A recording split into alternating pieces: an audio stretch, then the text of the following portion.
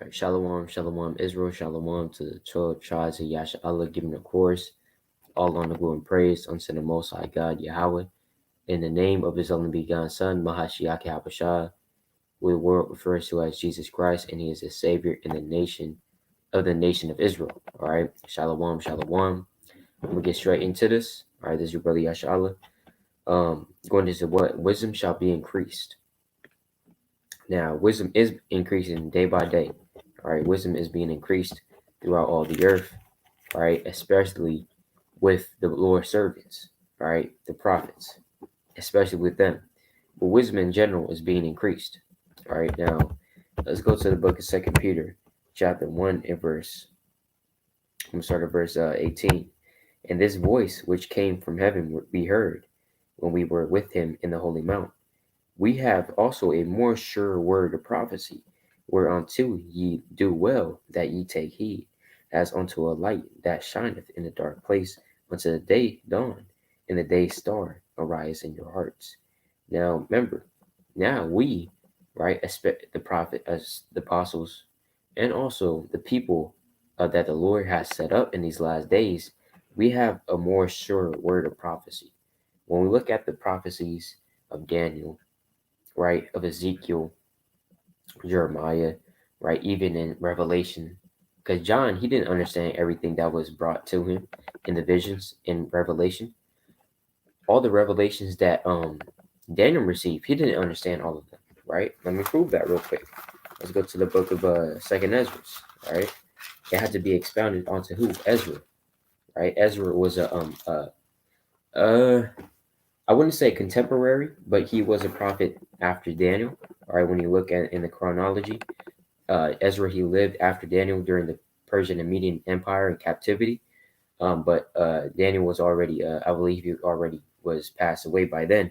But Daniel, he received certain visions. Ezra, but those visions weren't exactly expounded onto him. He didn't understand what it meant. It had to be expounded onto who? Ezra. You see that? And the Lord's going to say that right now.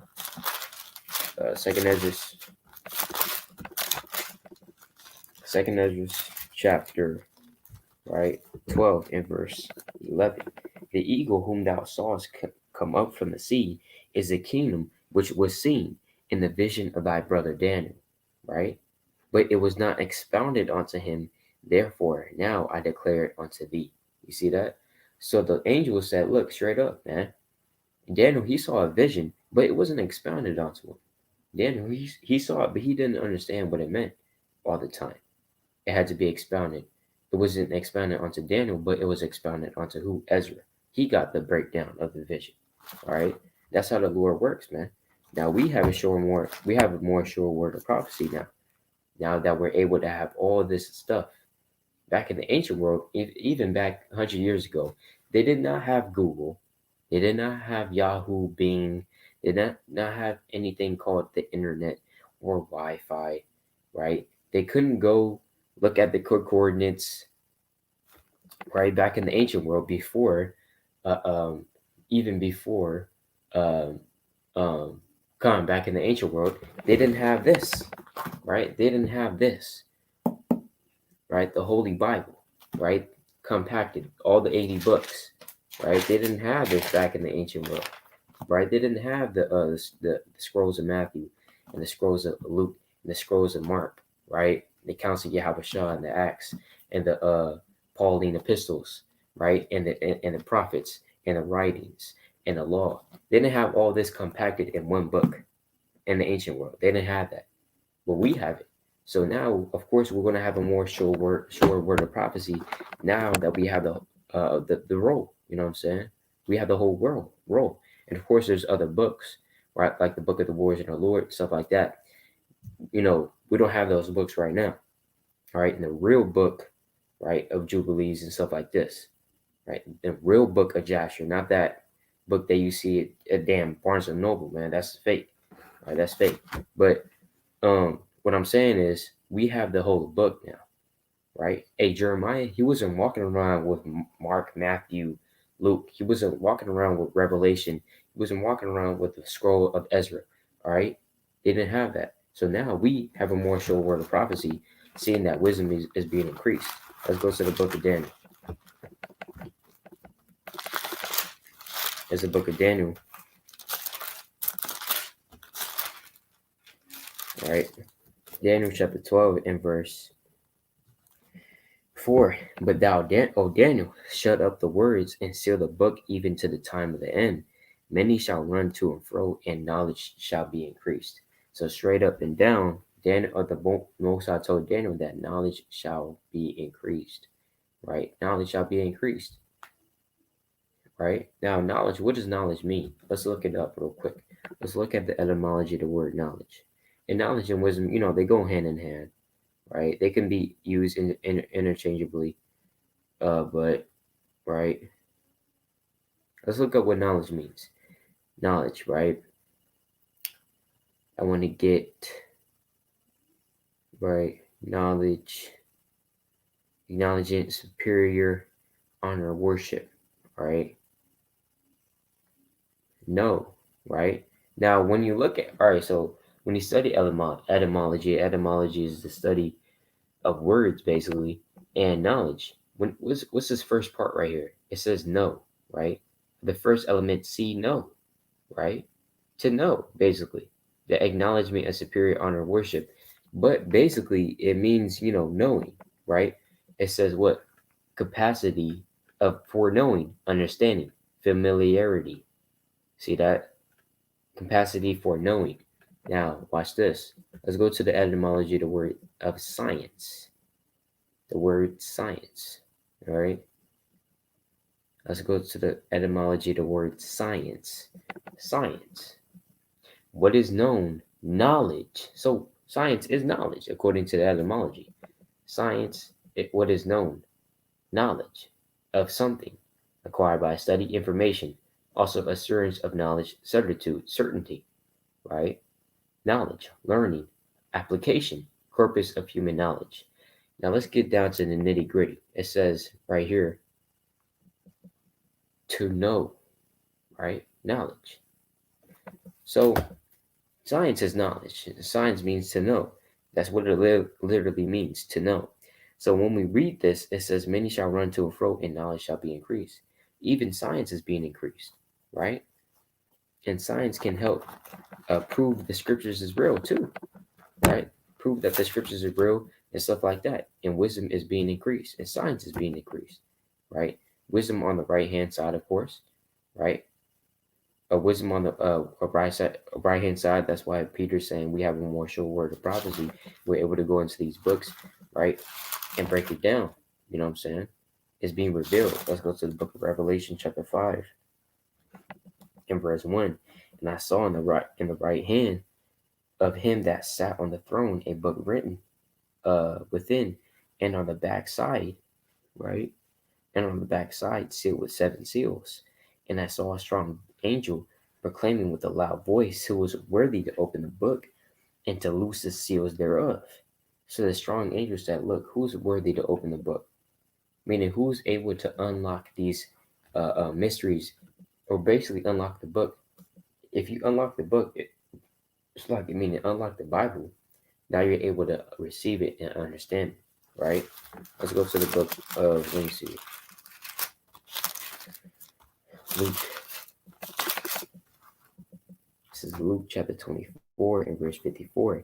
That Slaki, it says, then opened he their understanding that they might understand the scriptures. You see that? So the Most High basically unlocked the scriptures, right? Or through Yahweh Shah, he unlocked the scriptures, right? We're going to read that. And note, Slaki, Revelation 5 and 3. And no man in heaven nor in earth, neither under the earth, was able to open the book, neither to look thereon. And I wept much, because no man was found worthy to open and to read the book, neither to look thereon. And one of the elders saith unto me, weep not, behold, the Lion of the tribe of Judah, the root of David, hath prevailed to open the book and to loose the 7 seals thereof. Who is this going into? This is going into Yahweh Shah. He's the Lion of the tribe of Judah, right?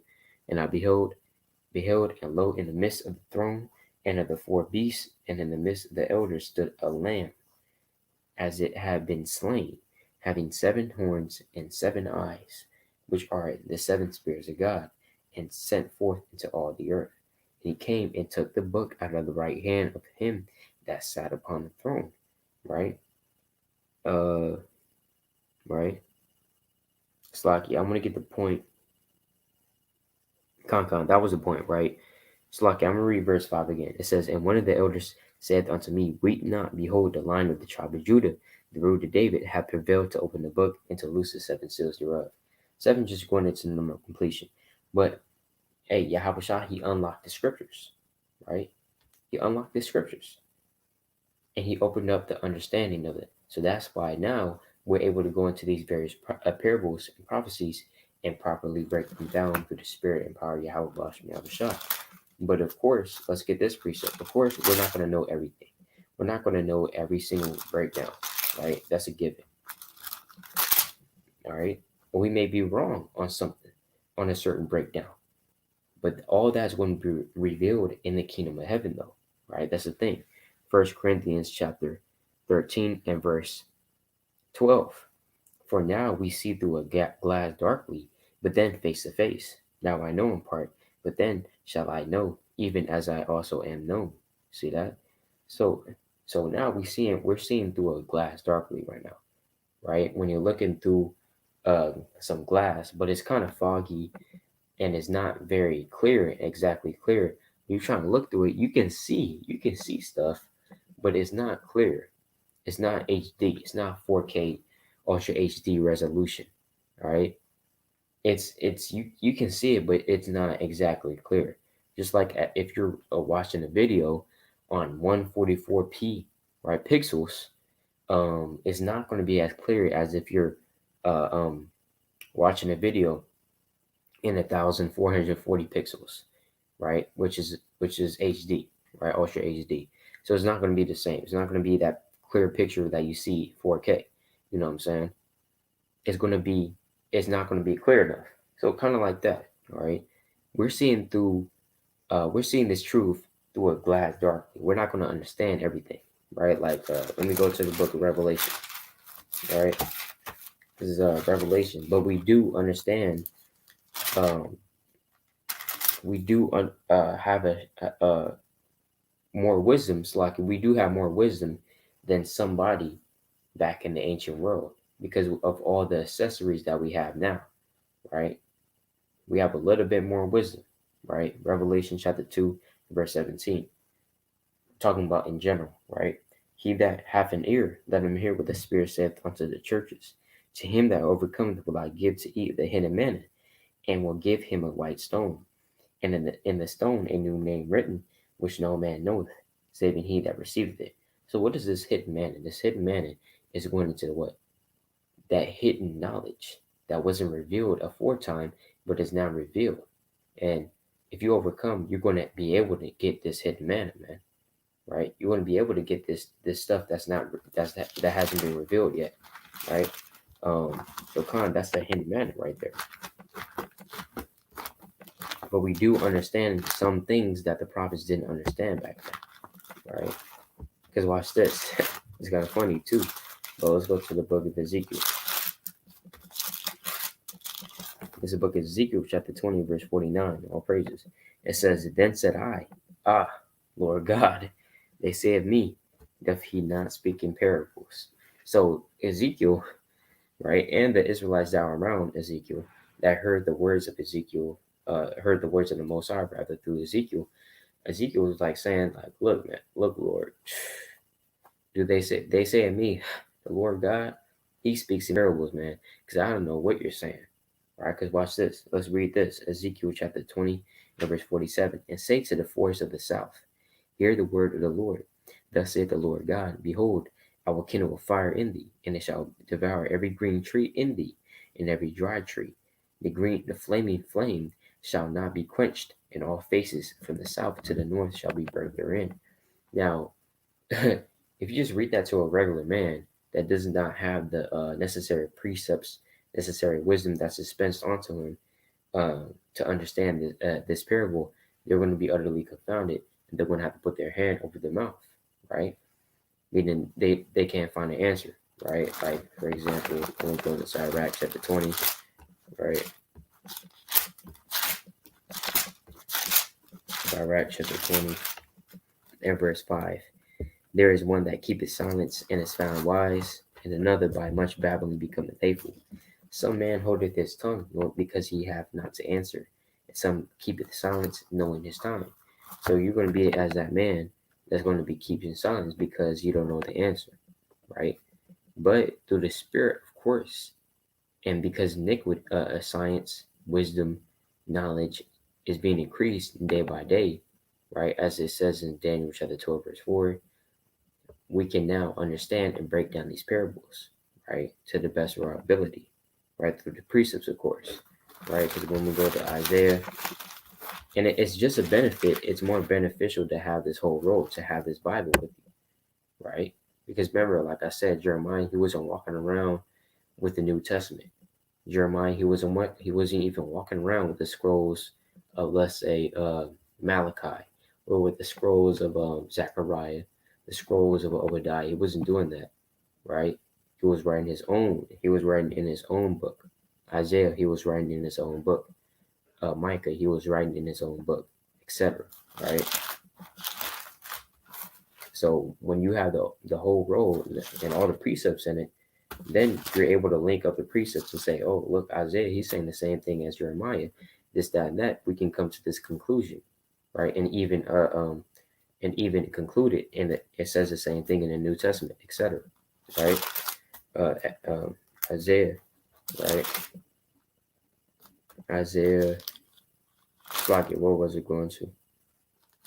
This is the book of Isaiah, chapter 28, right? The word of Yahweh. Isaiah chapter 28, verse 9. Whom shall he teach knowledge?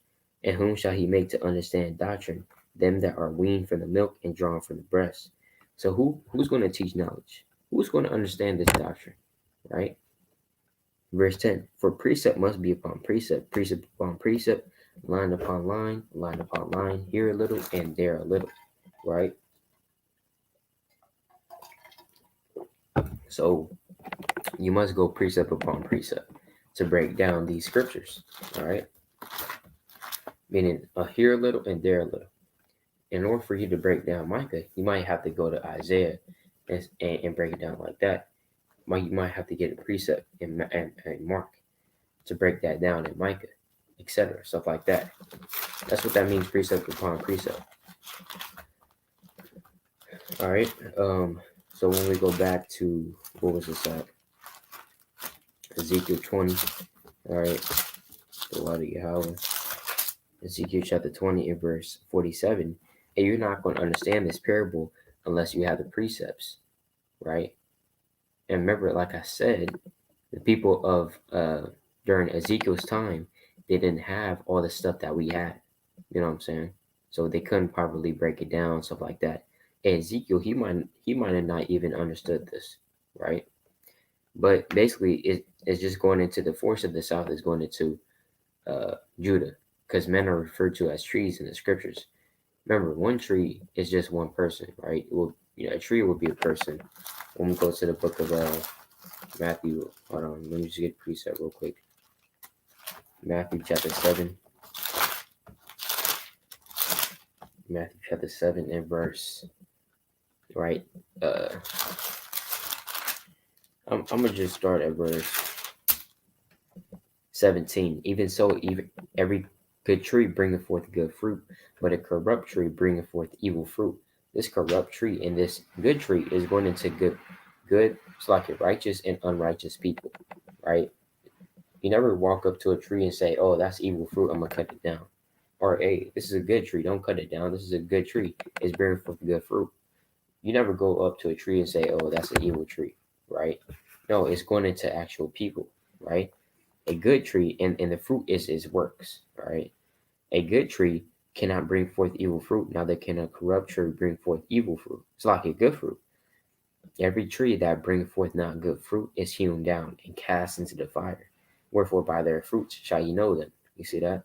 So, wherefore, by a man's works are you going to understand who he is, how he's walking, right? What he's about by his works. You want to understand that, right? You want to understand that, like a murderer, right? Like an Edomite murderer. You're going to understand that this man, he's wicked as hell, All right. Isaiah chapter 61 and verse 3. To appoint unto them that mourn in Zion. Now, these are talking about actual people, right? Zion, right? Zion is the people of the nation of Israel, right? To give unto them beauty for ashes. And hey, this is the gospel, all right? This is the gospel. But it says, the oil of joy for mourning, the garment of praise for the spirit of heaviness, that they might be called trees of righteousness, the planting of the Lord, that he might be glorified. That they might be called what? Trees of righteousness. So you actually have men literally referred to as trees. Literally. They're going to be called trees of righteousness, right? Let's go to the book of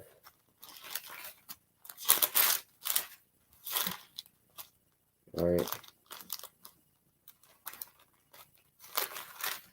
Slocky. I'm gonna go to Psalms 33.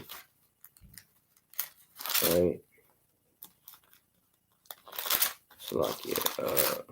What was it? Oh yeah, Con. This is the book of the Water Yahweh, Psalm chapter 37, verse 35. I have seen the wicked in great power and spreading himself like a green bay tree.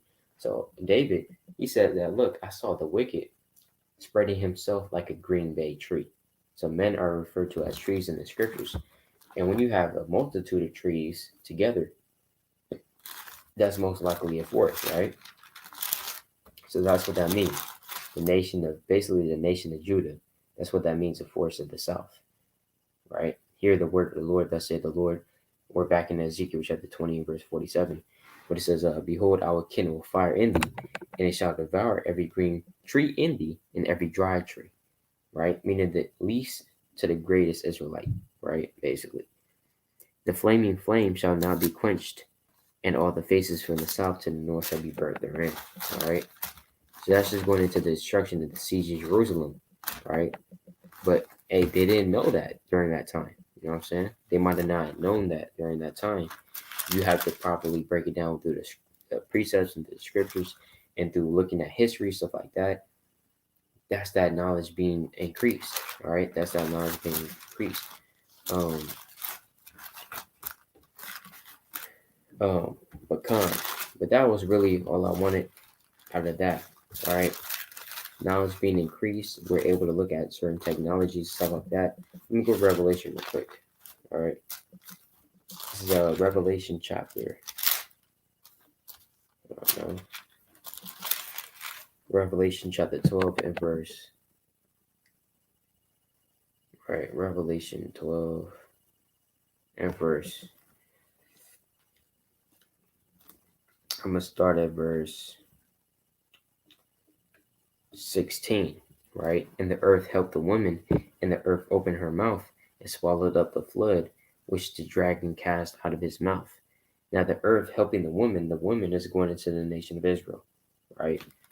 When you read in the beginning of this chapter, all right, the woman is going into the nation of Israel. All right, let's go to the book of Jeremiah, chapter 6, and verse 2. Because nation of Israel is likened unto many things: a sheep, a sheep, a wife. When we go to the book of Isaiah 54 and 5, for thy maker, the Lord of hosts, is thy husband, right?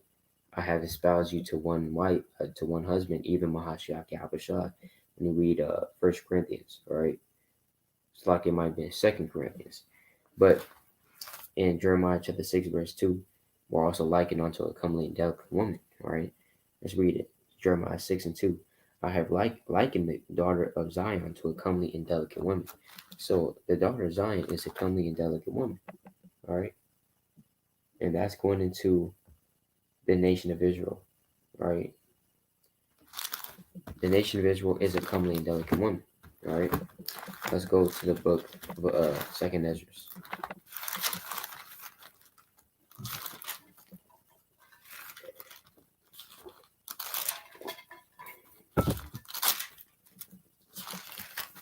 This is 2nd Ezra chapter 6 and verse 58. But we thy people. Who is the Most High people? The Most High's people. Let's go to the book of Exodus. Exodus chapter 3 and verse 10. And Moses said unto God, who am I? Slakia. I want 10, verse 10. Come now therefore, and I will send thee unto Pharaoh, and that thou shouldest bring forth my people, the children of Israel, out of Egypt. So the people of the Lord, right, are who? The Israelites, right? That's evident. But 2 Ezra chapter 7 verse, so like 16 verse 58. But we thy people, whom thou hast called thy firstborn. So we have been called the firstborn, right? When you read Exodus chapter 4 verse 22, all right? Exodus 4 and 22, let's get that. We are the firstborn of the Lord, Exodus 4 and 22. And thou shalt say unto Pharaoh, thus saith the Lord, Israel is my son, even my firstborn. Right? Israel is my son, even my firstborn. So we're called the firstborn, right? We're called the firstborn. All right. Gone. But this is 2 Ezra chapter 6, verse 58. We thy people whom thou hast called thy firstborn, thy only begotten, and thy fervent lover are given into their hands. So we've been called the Most High's fervent lover, right? And as his fervent lover, he's not going to have a damn man, right, as his spouse.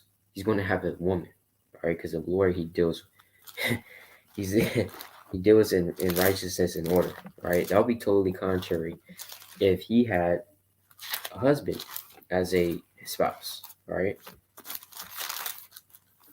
This is the book.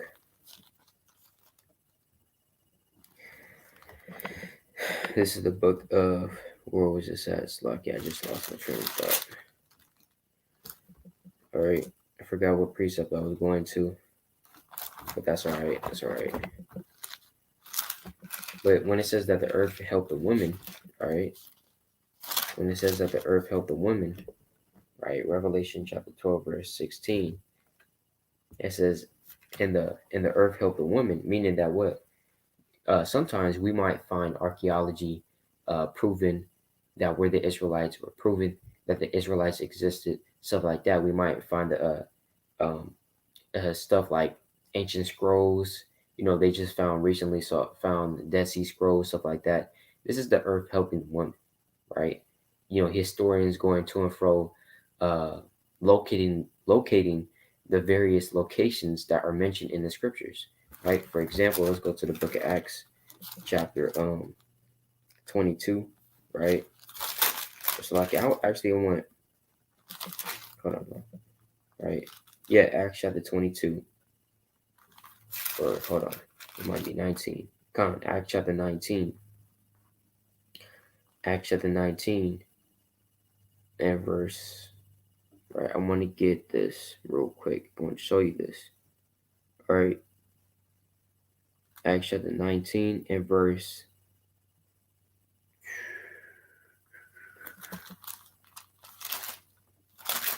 right? Slovakia.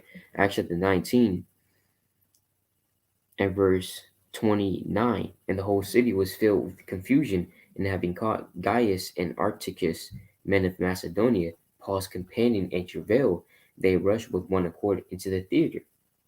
And when Paul would have entered onto the people, the disciples suffered him not. So when you go into the theater, all right, and you go into what the the Diana of Ephesus and her temple and stuff like that, these things are actually, or can be located. The theater. When you look up the theater in the Hebrew, right? Let me see if I can. It's like in the Greek. Let me see if I can get that. Right. Acts chapter 19 and verse 29, when it says the theater. Right, let me see if I can pull something up. I think it was in there. All right. I think it was in there. The theater, right? Right. So the theater. It says, and it would be basically, right, gone. It says a theater, a place in which games and dramatic spectacles are exhibited, and public assemblies held for the Greeks used the theater also as a forum, a public show, right? And that's what we want. So basically, and you can look these things up. You can look up Ephesus. You can look up Corinth, right? You can look up the seven churches of Revelation, and you can look at the church of Pergamos, the church of Thyatira, the church of Church of Philadelphia, right, etc. All these things are real, and people have visited these places, and they have found scrolls, they have found archaeology, stuff like that, proving the validity of the scriptures, right?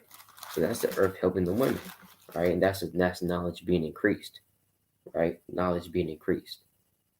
That's also a form of knowledge being increased. But first and foremost, that knowledge is what going into the scriptures, right? And overall knowledge to feed the flock of the Most High, right? I'm gonna end it off with this. It's the book of First Peter, chapter 5 and verse 1. The elders which are among you, I exhort, who also am an elder and a witness of the sufferings of Mahashiach, and also a partaker of the glory that shall be revealed. Feed the flock of God which is among you, taking the oversight thereof, not by constraint, but willingly, not for filthy lucre, but of a ready mind. You can't be selling breakdowns, right? Saying, look, hey, this breakdown, hey, 100 precepts for $100, right? 100 precepts for $100, or charging, brothers or sisters to be on your live stream and stuff like that. No, don't teach for money, for filthy lucre, right? But be of a ready mind. That's what Peter is saying. Not that as being lords over God's heritage, but being examples to the flock. Meaning not being a boss. You don't want to be bossy in this truth. You want to be an example, right? That's what Paul is saying. And when the chief shepherd shall appear, ye shall receive a crown of glory that fadeth not away, right? And we're waiting for that crown of glory. And Lord willing, we endure unto the end and be saved and have that crown of glory with us, right? Lord willing, every Israelite that's watching this, right, receives that crown on their head. So with that, I'd like to give it all on the glory and praise unto Yahweh Ba'Shem Mashiach Yahweh.